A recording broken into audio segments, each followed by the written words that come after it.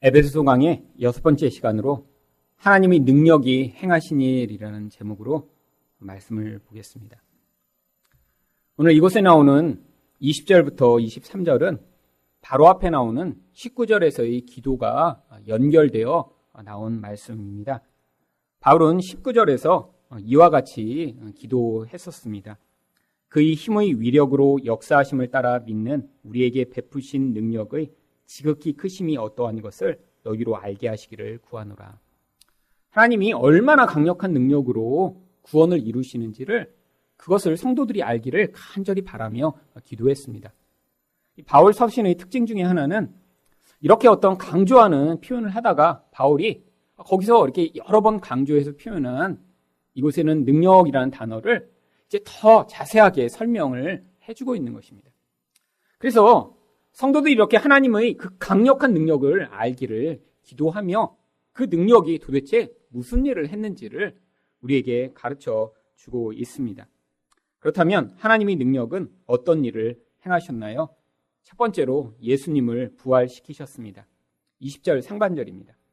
그의 능력이 그리스도 안에서 역사하사 죽은 자들 가운데서 다시 살리시고, 하나님이 행하신 가장 놀라운 일이 바로 죽은 자들 가운데 예수 그리스도를 살리신 것입니다. 그런데 예수님이 부활하시기 전에도 구약에서도 또 예수님이 오신 다음에도 이렇게 죽었다가 부활하는 사람들이 있었습니다. 그런데 왜 성경은 예수님을 바로 이 죽음에서 부활하신 하나님의 능력을 보여준 부활의 첫 열매라고 이야기를 하는 것일까요?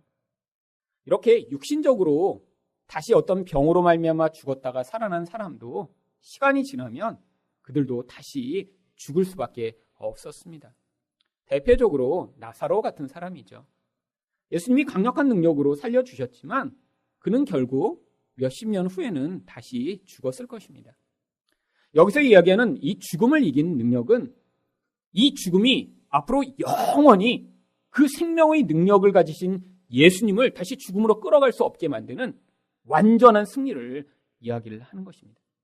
바로 하나님의 능력이 그렇게 죽은 자들 가운데 예수를 살리셨더니 그 능력이 얼마나 강력한지 이제는 다시는 그 죽음이 이 예수를 다시 죽음으로 끌고 갈 수 없는 그 완벽한 승리가 선포되었음을 이야기를 하는 것입니다. 그런데 아직도 세상에는 이 죽음이 무엇보다 강력한 힘처럼 영향을 미치고 있습니다. 그래서 로마서 5장 17절은 한 사람의 범죄로 말미암아 사망이 그 한 사람을 통하여 왕노릇하였은즉, 세상에서 이 죽음보다 강력한 그런 통치하는 능력을 가진 것이 없다라는 것이죠. 부자든 가난하든 나이가 많이 들었던 젊던 남자든 여자든 어떤 인종의 사람도 이 죽음의 통치로부터 자유로울 사람은 아무도 없다라고 하는 것입니다. 누구나 죽게 되어 있죠. 그런데 이 예수님이 이렇게 죽음 가운데 부활하신 이 놀라운 하나님의 능력은 그 죽음에 매여 있는 자들을 그 죽음으로부터 부활시키셔서 비록 육신은 죽을지라도 그 영이 영원히 하나님 안에서 살게 하는 그 놀라운 능력을 지금도 보이고 있다라고 하는 것입니다. 세상 사람들은 누구나 할 것 없이 죽음을 두려워합니다. 그런데 이 죽음을 나이가 들수록 또 가진 것이 많을수록 더 많이 두려워하는 것 같아요. 특별히 고대의 죽음을 가장 두려워했던 대표적 사람이 진시 황제입니다. 많은 권력을 이루었죠. 어떤 사람보다 더 많은 부요를 가졌고요. 그 중국 커다란 나라를 통일해서 자기 왕국이라고 이루었는데 그 죽음에 대한 두려움에 시달린 나머지 불로 장생할 수 있는 약을 구하기 위해 아주 몸부림쳤습니다. 그랬더니 얼마나 많은 사람들이 이 진시황을 속였는지 모릅니다. 대표적인 사람이 서복이라고 하는 사람입니다. 이 서복이라는 사람은 자기한테 3,000명의 소년과 소녀를 주고 많은 보물을 주면 동방으로 가서 이 불로초를 가져오겠다고 진시황제한테 약속을 하고 배에다가 3,000명의 소년 소녀를 태우고 그 배가 가득 찰 정도의 보물을 채운 다음에 그리고 동방으로 떠났는데 그로부터 돌아오지 않았다라고 합니다. 사실 이 한국에도 이 서복이 불로초를 구하기 위해 다녔다라고 하는 그런 산들이 몇 곳이 있습니다. 남쪽으로 가도 있고요. 제주도에도 가면 이 서복이 지나갔던 그런 곳이라고 하는 그런 지명을 가진 곳이 있죠. 사실 진시황이 속은 것이죠. 그런데 이 진시황에게 많은 사람들이 당시에 이것을 먹으면 또 이것을 가까이 하면 영원히 살 수 있다라고 그렇게 했던 아주 중요한 약이 하나 있습니다. 그게 바로 수은입니다. 우리가 지금 수은이라고 하면 독극물이라고 생각하지만 고대에는 아주 희귀한 금속이었고요. 또 상온에서도 액체 상태로 남아 있었고 또 그 수은을 아주 미량을 섭취를 하면 일시적으로 피부가 탱탱해진대요. 그래서 고대로부터 여자들의 피부 미용을 위해 자주 사용됐고요. 그리고 불로장생의 약으로도 자주 일컬어지던 그런 금속입니다. 그래서 이 진시황은 이 수은을 아주 많이 상복했고요. 그리고 이 수은으로 심지어 세수를 하기도 하고요. 그리고 이 수은과 가까이 하기 위해 자기 궁궐에다 연못을 파고 그 연못을 수은으로 가득 채워 가끔씩 목욕까지 했다고 합니다. 그래서 이 진시황이 50살에 죽었는데 대부분의 사람들은 수은 중독에 의한 이제 뇌 이상으로 죽었을 것이다라고 추측을 하고 있죠. 얼마나 미련한 짓인가요? 죽음에 대한 공포에 시달리지 않았으면 더 오래 살 수 있었을 것. 그 잘못된 욕망과 두려움이 결국 진시황을 파멸로 이끌었던 것입니다. 여러분, 고대에만 그러나요? 지금도 똑같은 생각을 가지고 살아가는 사람들이 아주 많습니다. 대표적으로는요, 이렇게 사람이 미련하고 못 배워서 그런 것이 아니라 너무 똑똑하기 때문에 자기가 지금 누리는 게 너무 많아서 그것을 포기 못하고 이 죽음과 또 그것에 대한 공포로 말미암아 두려움 가운데 살아가는 사람들이 아주 많죠. 대표적인 사람이 바로 커즈 와일이라고 하는 에디슨 이래 가장 똑똑한 천재라고 불리는 사람입니다. 이 커즈 와일이 어떤 사람이냐면 저희 교회의 바로 이 신디사이저가 커즈 와일 신디사이저입니다. 세계에서 야마 다음으로 이 신디사이저로 큰 회사인데요. 이 커즈 와일이 바로 이 신디사이저를 처음으로 만든 사람이에요. 이 커즈 와일은 굉장히 천재여서 사실 우리 일상에서 사용하는 많은 물건들을 이 사람이 처음 개발한 것들이 많이 있습니다. 그런데 이 사람이 지금은 구글에 다니고 있습니다. 아니, 자기 회사도 있고 엄청나게 돈을 많이 벌었는데 왜 구글에 가서 회사 생활을 할까요? 바로 구글에서 인공지능을 연구해 나중에 이 인간의 지능보다 뛰어난 컴퓨터를 만든 다음에 그 컴퓨터로 말미암아 영구히 살 수 있는 방법을 연구하고자 바로 구글에 들어가서 사람들과 지금 그것을 연구하고 있습니다. 이 커즈와일의 계산에 의하면 약 2045년쯤 되면 이 인공지능의 지능이 인간이 여태까지 축적한 모든 지능보다 뛰어나게 돼서 사람이 그때는 죽지 않고 살 수 있는 방법이 찾을 수 있게 될 것이라고 믿고 있죠. 그래서 지금 커즈와일이 한 70쯤 됐는데요. 2045년까지 아직도 몇십 년 남았잖아요. 그때까지 살아남고자 지금 매일 알약을 250개씩 먹고 있다고 합니다. 자기만 먹는 게 아니라 자기 가족까지 먹이는데 한 사람당 이 알약에만 들어가는 돈이 10억 원 정도 들어간대요. 그래서 가족당 10억 원씩 지금 알약을 먹고 있는 거예요. 왜? 2045년까지만 살아남으면 이 컴퓨터가, 이 인공지능이 이제까지 해결 못하는 이 죽음의 문제를 해결하고 자기를 영생하도록 만들어줄 것이라고 생각하고 있기 때문이죠. 아마 그 약의 부작용으로 2045년이 되기 전에 아마 커즈와일의 죽음의 소식을 우리는 듣게 될 것입니다. 여러분, 이 인간이 미련한 생각이요. 여러분, 그런 방식으로 인간은 죽음을 이겨낼 수 없습니다. 여러분, 하나님은 이 인간에게 한계를 주셨어요. 이 육신은 반드시 죽음을 통해서만 그 영구한 하나님의 나라에 들어갈 수 있는 방식으로 우리에게 하나님이 부활을 주시는 것입니다. 우리는 죽음 이후를 아무도 살아본 적이 없습니다. 요즘 신과 함께라고 하는 영화가 아주 유행을 하고 있다고 합니다. 1000만 명이 벌써 넘게 보았다고 하는데 여러분들도 다 보셨나요? 근데 왜 사람들이 거기에 매혹되나요? 죽음 이후에 굉장히 궁금해요. 또 그것이 지금 나의 삶에 그래서 영향을 미칩니다. 여러분, 근데 사람들이 가지고 있는 이 죽음 이후에 대한 대부분의 생각들은 무엇에 근거한 것인가요? 사실 죽음 이후로 갔다가 돌아온 사람이 아무도 없어요. 사실은 그러니까 다 추측에 근거한 것입니다. 세상을 살아가는 방식이 죽음 이후에까지 연장이 되는 것이죠. 여러분, 이것처럼 어처구니가 없는 게 어디 있나요? 눈에 보이는 세상에서는 눈에 보이는 방식으로 흘러갈지라도 죽음 이후는 눈에 보이지 않는 세계인데 거기에도 이 땅에서도 잘 이루어지지 않는 인과응보로 모든 일이 이루어진다고 생각하는 이런 생각이에요. 여러분, 그렇지 않습니다. 여러분, 하나님 나라는 바로 은혜의 방식으로 우리에게 이 하나님 나라를 선물해 주시는 거예요. 여러분, 예수 그리스도가 죽음을 이기고 부활했다라고 하는 사실을 믿는 자들은, 그래서 이 육신이라고 하는 것이 쇠퇴하여지고 결국 죽음 앞에 섰을 때에도 진시황이나 커조아엘처럼 그 죽음을 두려워하여 그렇게 비참한 모습으로 살지 않고 당당하게 우리 앞에 있는 문을 열고 들어가 우리를 기다리시는 하나님을 만날 수 있습니다. 그래서 성경이 이 죽음을 무엇이라고 이야기하냐면 바로 고린도전서 15장 14절 말씀을 보시면 그리스도께서 만일 다시 살아나지 못하셨으면 우리가 전파하는 것도 헛것이요 또 너희 믿음도 헛것이며, 바로 우리 믿음의 견고한 근거라고 얘기하는 거예요. 예수님이 죽음을 이기고 부활하셨기 때문에 그것이 지금 우리가 보이지 않지만 인생 가운데 어려운 일이 있지만 우리를 답답하게 만드는 상황 가운데도 낙심하지 않을 수 있는 우리 믿음의 근거라는 것이죠. 그뿐 아닙니다. 이런 확고한 사실을 믿는 자들은 남들은 갖지 못하는 소망을 가지고 이 땅을 살 수 있습니다.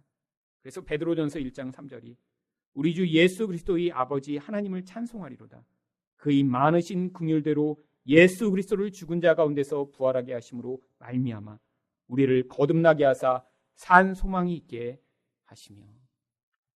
살아있는 소망이라는 것이 무엇인가요? 바로 그 소망으로 말미암아 지금 우리가 살아가고 있는 이 매일매일에 우리가 영향을 받을 수 있다는 거예요. 여러분, 우리에게 도대체 무엇이 우리를 궁극적으로 기쁨 가운데 회복하게 만드는 것일까요? 여러분, 인생 가운데 뭔가 이것만 하면 정말 좋겠지 했는데 사실 그걸 얻고 나면 별거 아닌 게 너무 많아요. 사실 제가 대학교 가면 저는 인생이 그때부터 그냥 근심 걱정 없이 인생이 쫙 열릴 줄 알았습니다. 왜냐면 중고등학교 때 대학교 가는 꿈만을 꾸며 매일매일 살았으니까요. 그래서 제가 아침에 저희 집에서 저희 이제 중학교 고등학교까지 가는데 옛날에 많이 걸어 다녔잖아요. 특히 고등학교는 한 25분을 쭉 아침에 걸어가야 됐습니다. 근데 걸어가면서 매일 한 걸음을 낼 때마다 이 길을 이제 내가 3년만 더 다니면 곧만 다니면 돼. 3년만 더 다니면, 3년만 더 다니면. 아침마다 그러고 갔어요, 그 길을. 너무너무 가기 싫어서. 그리고 이 지겨운 거 3년만 내가 견디면 갈 수 있어요. 근데 털컥 떨어져갖고 재수를 하니까 너무너무 좌절되더라고요. 3년만 다니면 될 줄 알았는데. 그래서 1년 더 했다. 그래도 1년이니까 하고 들어갔죠. 대학교 들어갔더니 또 다른 근심 걱정이 몰려옵니다. 여러분, 인생이라는 게 계속 그렇게 돼 있어요. 여러분, 눈에 보이는 무엇인가 이루어지는 것, 원하는 걸 무엇인가 가지게 되는 것, 어떤 자리에 올라가게 되는 것으로는 우리 궁극적인 근원적 믿음과 소망을 주는 근거가 될 수 없다는 것이죠. 여러분, 죽음을 예수님이 이기셨다면, 하나님의 능력이 무엇보다 강력한 죽음을 이길 힘이 있다면 우리 인생 가운데 있는 다른 것들, 죽음보다 약한 것들, 관계의 문제, 상황의 문제, 돈의 문제, 인생의 문제는 하나님이 넉넉히 해결해 주실 수 있다라고 하는 것입니다. 여러분, 죽음이 가장 강력한 힘인데 그것을 이기고 우리를 구원하셨다면 우리 인생 가운데 있는 다른 문제들은 하나님이 그 능력으로 반드시 해결하실 수 있음을 우리가 믿음으로, 바로 이 소망 가운데 우리가 매일매일 당하는 어려움을 산 소망으로 이겨낼 수 있는 것입니다. 두 번째로 하나님의 능력은 어떤 일을 행하셨나요? 부활하신 예수님을 왕으로 세우셨습니다. 20절 하반절 말씀을 보시면 하나님의 능력이 그리스도를 하늘에서 자기 오른편에 앉히사. 그냥 예수님이 죽은 다음에 부활하셨다라고 얘기하지 않고 그렇게 부활하시고 나서 하나님의 오른편에 앉으셨다라고 성경은 여러 곳에서 이야기를 합니다. 마가복음 16장 19절에도 똑같이 이야기를 하고 있습니다. 주 예수께서 말씀을 마치신 후에 하늘로 올려지사 하나님 우편에 앉으시니라. 여러분, 왜 이렇게 성경이 자꾸 하나님의 우편에 예수님이 계시다라고 이야기를 하고 있는 것일까요? 성경에서 이 우편은 하나님의 권세를 대행하는, 바로 하나님과 똑같은 섭정의 통치를 행하는 곳을 오른편이라고 표현하고 있기 때문입니다. 여러분, 그런데 아주 의아스러운 구절이 있습니다. 지금 하나님의 우편에서 하나님이 지금 놀라운 능력과 권세로 통치를 하고 계시대요. 근데 그 사실을 누가 보았냐면 바로 스데반이 보았습니다. 사도행전 7장 55절 말씀을 보시면 스데반이 성령 충만하여 하늘을 우러러 주목하여 하나님의 영광과 및 예수께서 하나님 우편에 서신 것을 보고. 여러분, 삼위 하나님이 다 등장하십니다. 하나님이 계시고요. 물론 하나님은 안 보였죠. 그 보좌만 이렇게 보이는데 그 우편에 예수님도 계시고 지금 성령이 스데반과 함께 하고 계세요. 근데 예수님이 특별히 하나님 우편에 계시다는 건 뭘 보여준다고요? 지금 하나님의 권세와 능력으로 통치하고 계심을 보여주고 있다고요. 여러분, 그런데 이 사도행전 7장 55절 하반부에 뒤에 보면 어떤 내용이 나오나요? 지금 하나님의 통치가 강력하게 임하는데 사실 사람들이 돌을 들고 이 스데반을 찍어 죽여버립니다. 여러분, 이게 바로 우리가 세상에서 살아갈 때 믿음이 없으면 하나님의 통치가 임하고 있음에도 쉽게 믿음을 잃어버릴 수 있는 그런 환경이죠. 여러분, 하나님이 세상을 도대체 안 다스리시는 것 같은 때가 너무 많습니다. 악인이 너무 횡행해요.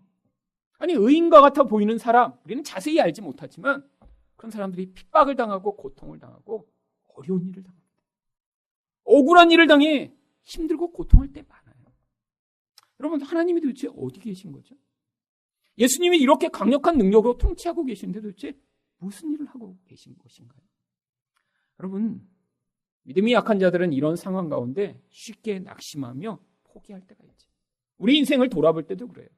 내가 원하는 어떤 일이 이루어지지 않으면 그게 마치 하나님이 나의 인생에 개입하시지 않는 것 같고 마치 하나님이 무능하신 것 같은 그런 느낌이 들며 그때 우리 믿음이 무너지게 되어 있습니다.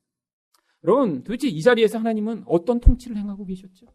바로 스데반이 사람들이 자기를 찍어 죽이는 그 돌에 맞아 죽어가면서도 예수님의 마음으로 그들을 위해 기도할 수 있는 그 놀라운 믿음을 붙드시는 그런 통치를 행하고 계셨던 거예요. 여러분, 생각해 보세요. 억울하게 누군가 나를 돌을 찔러 죽이며 때린다고 해보세요. 그러면 당장 어떤 마음이 들까요? 억울하고 분해서 죽으면서라도 욕을 하고 죽고 싶은 게 그게 일반적 사람들 아닐까요? 여러분, 근데 제일 견딜 수 없는 수준이 어딜까요? 바로 지금 이 스데반의 상황 아닐까요? 여러분, 똑같이 하나님을 섬긴다고 그러는데 지금 스데반은 그 하나님이 자기를 보고 계세요. 그리고 거기서 예수님이 그 우편에 서서서 네가 맞다라고 얘기해 주시는데 자기를 그들이 돌로 찍어 죽이는 그 상황에서 스데반이 어떻게 죽습니까? 저들의 죄를 용서하여 주시옵소서. 예수님과 똑같은 기도를 하며 죽습니다. 여러분, 이게 바로 예수님의 마음, 인간의 마음을 뛰어넘는 그 하늘의 통치로만 나타나는 그 놀라운 반응이죠. 여러분, 바로 이게 우리 일상 가운데 나타나야 되는 모습입니다. 여러분, 여러분의 인생 가운데도 이 통치가 필요하지 않으신가요? 정말 여러분은 할 수 없는 그 반응으로 하나님이 여러분의 마음을 다스리셨어요. 분노할 순간에 분노하지 않게 하시고 미움이 쏟아져 나오는 순간에 사랑으로 반응하게 하시고 슬퍼서 죽을 것 같은 순간에 여러분의 마음을 붙드시고 기쁨을 주시고 우울해서 정말 못 살겠는 그 순간에 하나님이 기쁨을 넣어주시는 그 놀라운 통치를 경험하는 것. 그게 바로 놀라운 하나님의 능력이신 것입니다. 그 중에 가장 놀라운 게 바로 이 스데반이 보인 거죠.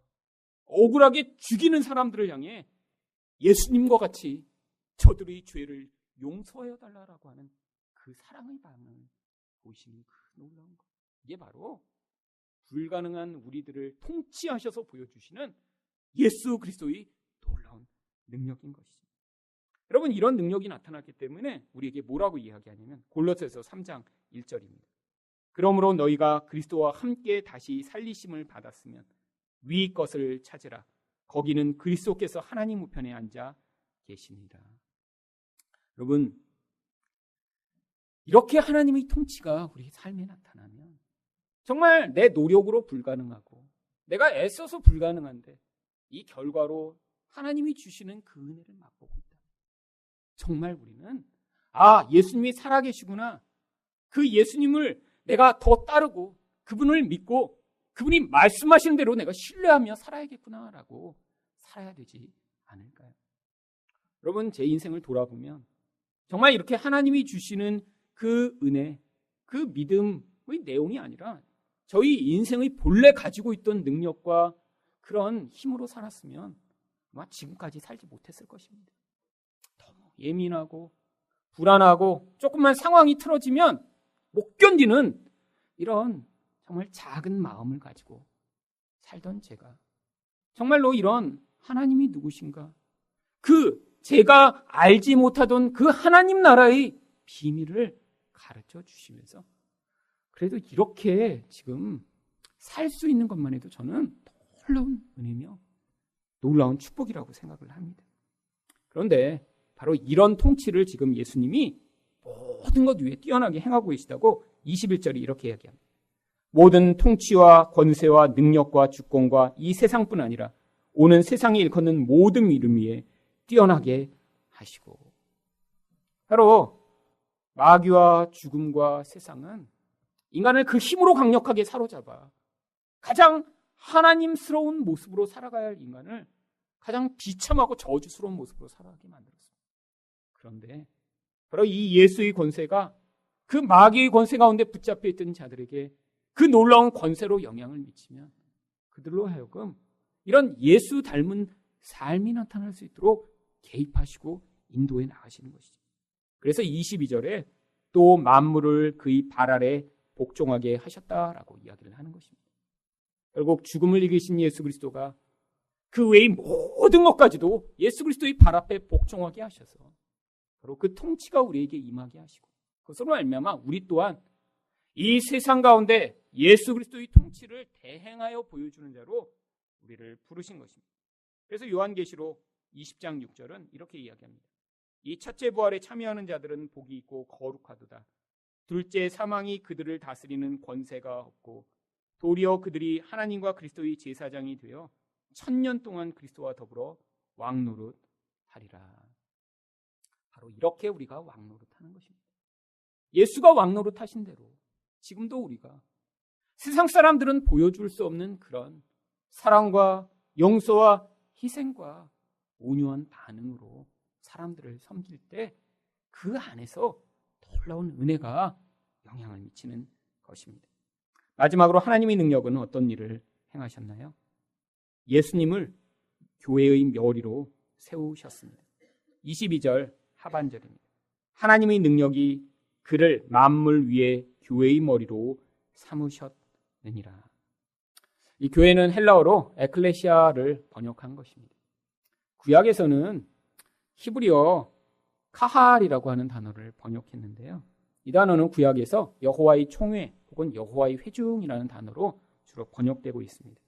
느헤미야 13장 1절에 보시면 바로 신약에서 에클레시아 교회라고 번역되는 단어가 이곳에서는 그날 모세의 책을 낭독하여 백성에게 들렸는데 그 책에 기록하기를 암몬 사람과 모압 사람은 영원히 하나님의 총회에 들어오지 못하리니. 바로 하나님의 총회라고 하는 그런 단어로 번역이 되고 있습니다. 그런데 왜 예수 그리스도를 교회의 머리로 세우셨다라고 이야기를 하는 것인가요? 여기서는 교회를 살아있는 유기체처럼 취급하고 있습니다. 머리가 달려있다는 건 그 머리의 통치를 받는다라고 하는 거죠. 살아있는 존재만 머리가 지시하는 것에 따라 움직일 수 있습니다. 교회가 살아있다라는 거예요. 근데 교회가 살아서 도대체 무슨 일을 해야 하는 거죠? 그 살아있는 교회를 통해서 예수님은 무엇을 지시하시는 거죠? 바로 이 죄로 말미암아 파괴되고 깨어진 세상 가운데 그 하나님 나라의 통치를 이 교회를 통해서 확장하시고 드러내시고자 바로 교회의 머리가 되시고 예수님이 그리고 우리는 그 몸이 돼서 그분이 원하시는 일을 하는 것, 이것이 바로 예수님을 교회의 머리로 삼으신 것입니다. 그래서 그 다음 절인 23절에 이렇게 이야기합니다. 교회는 그의 몸이니 만물 안에서 만물을 충만하게 하시는 이의 충만함이니라. 여러분, 하나님 안에 그 놀라운 충만이 있습니다. 바로 그 생명이라는 충만, 그 충만함을 사랑이라는 통로를 통해 하나님이 자기 백성들에게 나눠주시고자 하는 거죠. 근데 그 충만을 어디에 채우시냐면 교회에 채우신다라고 얘기를 합니다. 왜요? 이 교회를 통해서 하나님이 이 충만한 생명을 세상의 비어버리고 깨어지고 무너지고 하나님의 은혜가 필요한 곳으로 흘려보내시고자 하는 것이죠. 여러분, 이 교회는 그래서 귀하고 그래서 아름다운 것입니다. 여러분, 개인이 아무리 혼자 신앙생활을 열심히 잘하고 하나님의 뜻을 이루려고 해도 교회를 통하지 않고 나홀로 교회 없이 신앙생활하겠다는 그 신앙은 왜곡되고 타락할 수밖에 없습니다. 여러분, 특별히 이렇게 무교회주의자들이라고 하는 사람들이 이 일제시대 때 있었습니다. 그런데 요즘 또 그런 사람들이 많이 늘어나는 것 같아요. 교회가 문제가 있다. 이렇게 온전하지 못하니까 차라리 나 혼자 신앙생활하며 나 혼자 살겠다. 근데 나는 신앙인이고 나는 크리스찬이다. 여러분, 이런 사람들이 혼자서 할 수 있는 능력과 혼자서 할 수 있는 영향력, 이 교회가 충만함으로 섬겨야 되는 그 모든 일들을 사실 혼자서는 감당할 수 없습니다. 여러분, 이 하늘사랑교회가 이렇게 몇 명 모여있지 않지만 하나님이 지난 3년 동안 이 교회를 통해 이루어 가시는 것을 보면 정말 이 교회라는 게 얼마나 귀하고 얼마나 소중한가를 저는 계속해서 느끼고 깨닫습니다. 물론 이 교회를 같이 하기 전에도 저는 열심히 신앙생활을 혼자 했습니다. 미국에서 훨씬 더 많이 기도했고요. 매일 말씀을 보며 마치 저희 가족이 교회인 것처럼 살았죠. 그런데 이렇게 이곳에 다양한 분들이 모여있고 그 다양한 분들과 함께 말씀을 나누고 또 그분들이 서로를 사랑하고 섬기고 성장해 나가는 것을 보며 이 교회가 얼마나 아름답고 교회가 얼마나 능력 있는가를 계속해서 매년 깨닫게 됩니다. 이제 제 이 교회를 통해서 하나님이 저한테 처음에 마음을 주셔서 이 교회가 뭐 다른 데도 섬기고 하겠다고 처음에 시작을 했는데 이게 매년 제 손을 넘어서 점점 커져가는 것 같아서 사실은 한편으로는 정말 하나님이 하시는 일이 내 생각과 계획보다 늘 크구나 라는 생각을 한편으로 하면서 한편으로 이게 얼마까지 이렇게 커질까라는 두려움이 사실 동시에 있습니다. 왜냐하면 하나님의 생각은 저보다 항상 크시거든요. 제가 생각할 때 이 교회가 적절한 규모로 이렇게 남을 섬기고 하는 것도 어느 선이 있어야 될 것 같은데 작년에는 선을 확 넘어버린 거예요. 작년 1년을 계산해 보니까 이제 선교지나 이런 데로 저희가 돕겠다고 준 돈이 한 1억 원이 넘어가더라고요. 그러니까 내 생각에서는 이건 조금 너무 많은 것 같은데 조금만 적었으면 좋겠는데 이게 생각보다 이렇게 확 넘어버리니까 근데 그게 제가 한 게 아니잖아요. 막 이렇게 헌금 내자고 막 해갖고 막 채우자고 그렇게 산 게 아니라 넘다가 그냥 그렇게 훌떡 넘어버렸어요. 그런데 그렇게 넘어서 그게 하나님이 행하셨는데 또 어떤 결과가 있었나요? 사실은 개인이라면 할 수 없는 교회를 통해 이루어지는 그 놀라운 열매들을 사실 작년에도 여러 차례 우리가 같이 경험할 수 있었습니다. 작년에 부활절 헌금을 이렇게 같이 하자고 했는데 솔직히 한 주 전까지도 어디에 보내야 될지를 찾지 못하고 있었어요. 그래서 제가 계속 기도하고 있는데 어떤 이렇게 타이밍이 맞게 하나님이 무엇인가를 가르쳐 주시고 인도하시는 그 인도하심을 경험하지 못하면서 토요일까지 됐는데 요번에는 그냥 내시라고 하고 그 다음에 나중에 찾아야겠다 이런 생각이 들더라고요. 근데 이렇게 목적이 없이 그냥 내시라고 그러면 헌금이 조금밖에 안 나옵니다. 솔직히. 그렇잖아요. 그냥 부활점검 내시라고 그러면 조금밖에 안 내시죠. 뭐 내시는 분들만. 근데 평소에 이렇게 하실 수 있는 분들도 다 그래서 그러면 이렇게 이 부활절 헌금으로 무엇인가 목적 있게 하나님이 하실 일이 없나 그랬는데 바로 토요일 날 베트남으로 떠나는 김동석 선교사님이라는 분이 제가 떠나기 전날 저한테 자기 사역에 대해서 문자를 보내신 거예요. 그래서 제가 전화를 드렸더니 떠나는 비행기 기다리시면서 그 개찰구에서 전화를 받으셨어요. 마지막으로. 그래갖고 이제 그분과 통화를 하며 대화를 하다가 이 헌금은 이 선교사님이 이렇게 떠나시는 바로 이제 한국에서 나이가 많이 드셔서 선교를 떠나시는데 이분이 가서 그 베트남에서 이렇게 사역을 시작하시는데 섬기도록 하나님이 이렇게 하신 것이구나. 그래서 그렇게 저희가 같이 모아서 이분이 큰 힘을 얻고 떠나셨습니다. 사실 작년에도 또 중간에 모로코에 있는 우석윤 선교사님이 이제 가족들을 데리고 미국에 잠깐 갔다 오시는 동안에 그 집을 맡겼던 집의 둘째 아들이 그 집에 들어가서 불을 내고 물건을 다 훔쳐간 거예요. 참 믿었던 사람한테 발등을 찍히면서 너무 와서 낙심을 하셨습니다. 왜냐하면 그 집에 아주 잘해주셨대요. 바로 옆집인데다가 또 그러니까 뭐 먹을 것도 많이 주고 좋은 거 있으면 갖다 주고 그리고 이제 가는 동안 잘 지켜달라고 했는데 그 집 둘째 아들이 가서 물건을 훔쳐간 데다 불을 다 질러버려갖고 그동안 몇 년 동안 사역했던 것을 다 잿더미로 만들어버린 거지. 근데 그때 사실 저희가 같이 기도하자고만 했는데 저희 교회에서 마음이 감동한 분들이 이제 그냥 자발적으로 몇 분이 헌금을 하셨어요. 그 헌금이 1,400만 원이었습니다. 그래서 그 다음날 바로 돈을 보내드렸는데 사실 불에 탄 거보다 돈이 더 많이 들어왔어요.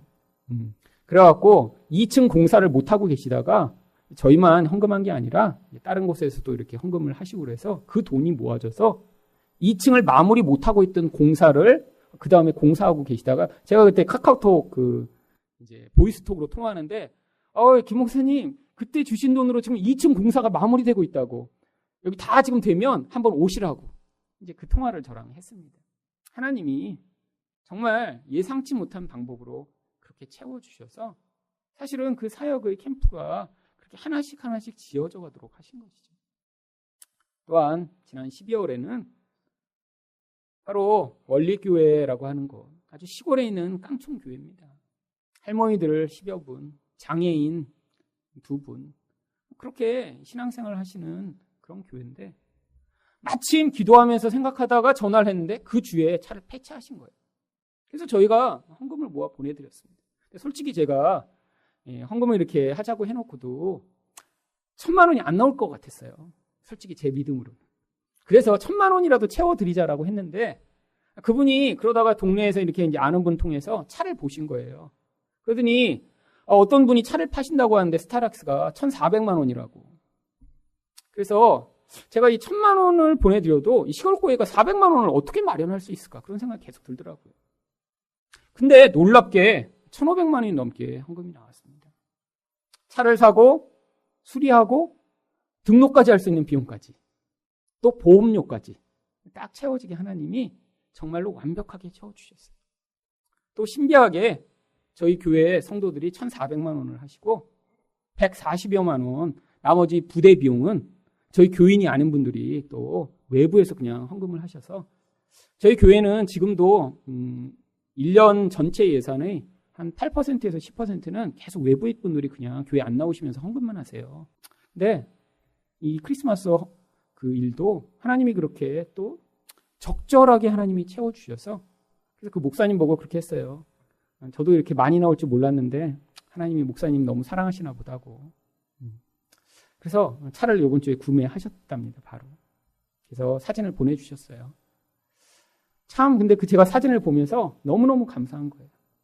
사실 저희 교회 이제 3년 조금 넘었잖아요. 저희 교회가 뭐 10,000명 모이는 그런 교회도 아니고 사실 몇십 명이 모여서 예배드리고 있는 이 교회를 통해서 한 개인이면 불가능한 이런 일들, 가난하고 힘들고 정말 소망을 잃어버린 곳에 하나님이 교회를 통해서 충만케 하시는 이 일들을 바로 여기에 계신 성도들을 통해 지금 이렇게 하고 계신 것, 이게 얼마나 놀라운 일인가. 사실 제가 또 힘을 얻고 소망을 가지는 이유가 됩니다. 여러분, 하늘사랑교회 하나님 분명히 저는 사랑하신다고 믿습니다. 여기 계신 성도들을 통해서 그래서 앞으로 더 놀라운 하나님의 충만을 우리만이 아니라 많은 사람들이 그 충만을 맛볼 수 있도록 흘려보내는 교회로 성장해 나가서 이 시대 가운데 이 하나님 생명이 얼마나 능력이 있고 충만한가를 보여줄 수 있는 그런 교회로 하늘사랑교회가 함께 지어져 갈 수 있도록 여러분 계속해서 같이 기도해 주시고 그런 교회로 우리가 함께 만들어져 가기를 예수 그리스도 이름으로 축원드립니다.